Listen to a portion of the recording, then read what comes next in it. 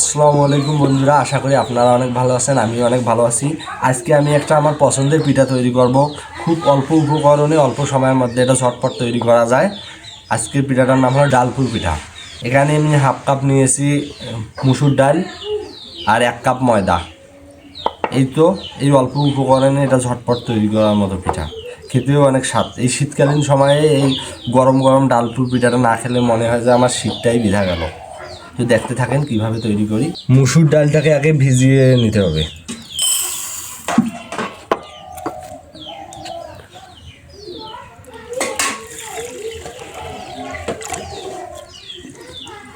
ডাল ভিজিয়ে রেখে দিব। এদিকে আমি পেঁয়াজ, আদা, কাঁচামরিচ, রসুন কেটে নেব।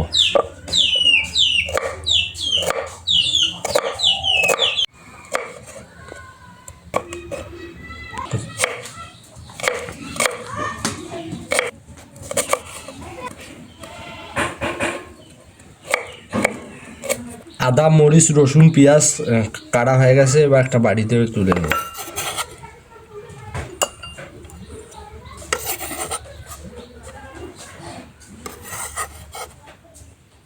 ডালটা আমি ভালো করে ধুয়ে পানি ঝরিয়ে নিয়েছি।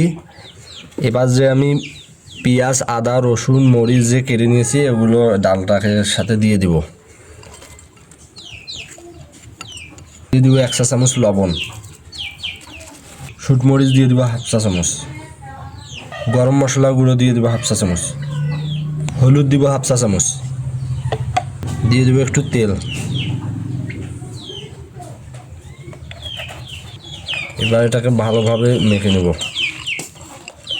মাখানো হয়ে গেছে, এবার ডালটাকে রান্না করতে হবে।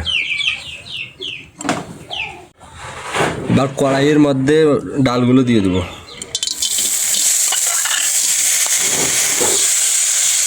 ডালটা সিদ্ধ করে নেব, এই জন্য পানি দিয়ে দেবো একটু। ডালটা আমার সিদ্ধ হয়ে গেছে। এরকম ডালটা মানে মাখা মাখা করে নামাতে হবে, এবং কি ডালটা যাতে গোটা থাকে। ডালটা এবার আমি তুলে নেব। চুলে একটা কড়াই বসিয়ে এর মধ্যে একটু পানি দিয়ে দিব। রুটি পিঠার মতো একটা খুমার তৈরি করতে হবে। আর এই পিঠাটা যেহেতু একটু ঝাল ঝাল খেতে অনেক ভালো লাগে, তাই আমি এর সাথে 1/2 চা চামচ দেবো শুটমরিচের গুঁড়ো, একটু হলুদ দিব একটু লবণ। পানিটাতে বলক চলে এসেছে। এবার একটু আটা দিব, ভালো করে নাড়তে থাকতে হবে।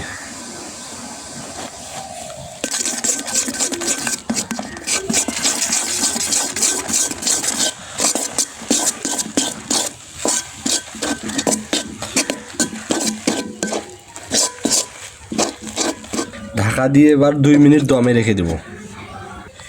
কুমারটা আমার হয়ে গেছে, এবার তুলে নেবো একটা বাটিতে।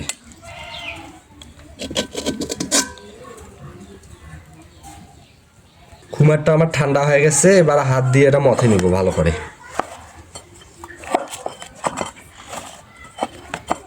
এবার খুমেরটাকে রুটির মতো বেলে নেব।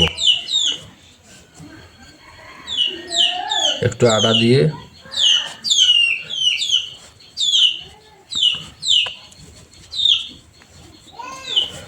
রুটির মতো করে এটা বেলে নিতে হবে।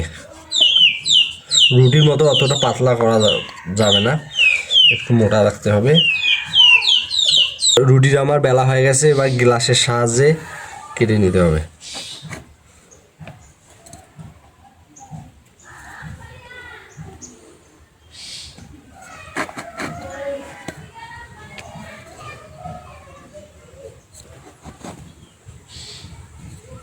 গ্লাস দিয়ে আমার সবগুলো সাইজ কাটা হয়ে গেছে।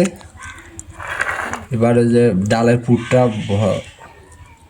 একটা করে রুটি নিয়ে ডালের পুরটা ভরে দেব।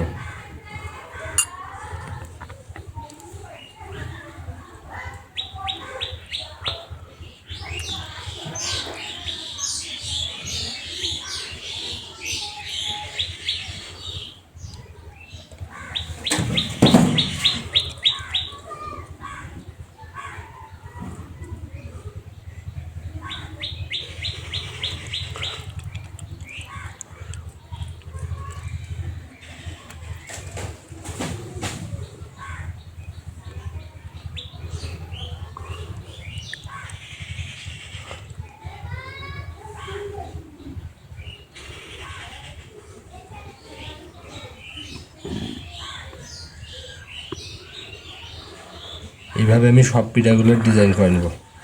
এই পিঠাটা আমার কাছে অনেক ভালো লাগে। প্রতি শীতের সময় আমি এই পিঠাটা তৈরি করি। ঝাল ঝাল গরম গরম পিঠাটা আমার অনেক ভালো লাগে। সবগুলো পিঠা আমার বানা হয়ে গেছে, এবার তেলে ভেজে নিব। তেল গরম হয়ে গেছে, এবার পিঠাগুলো একটা ভেজে নেব।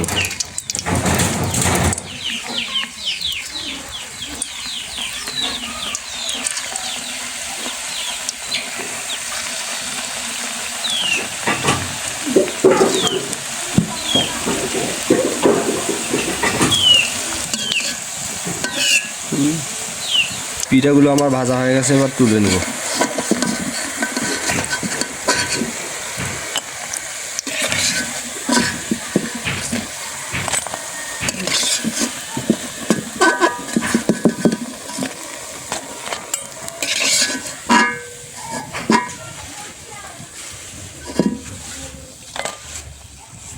বন্ধুরা, আমার ডালপুর পিঠাটা হয়ে গেছে। এই পিঠাটা আমার কাছে বিশেষ করে অনেক ভালো লাগে। আপনাদের কাছে ভিডিওটা কেমন লাগলো অবশ্যই কমেন্ট করে জানাবেন। পরবর্তী নতুন নতুন ভিডিও পেতে অবশ্যই আমার পাশে থাকবেন, সাপোর্ট করবেন। ধন্যবাদ সবাইকে।